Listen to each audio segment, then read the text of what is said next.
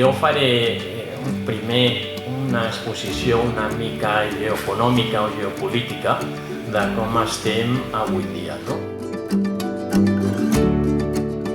Estem entrant en un món en el qual és un món bio, un món de tota l'economia verda i un món ciber.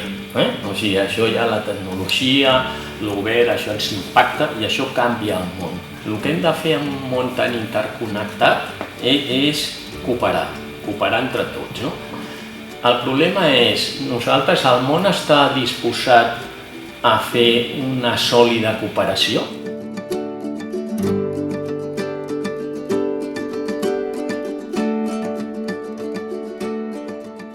Això és un tema important, que és la formació de les persones per poder assolir tots els reptes que tenim. Això és un bàsic, perquè el món està centrat en les persones.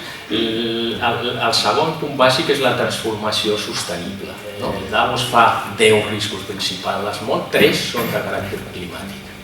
Això és un risc total, llavors els països no estan avançant. Però aquí no és qüestió de xerrar, és qüestió de fer feina. El tercer factor és que tenim que intentar reduir la dependència tant energètica com de primeres matèries.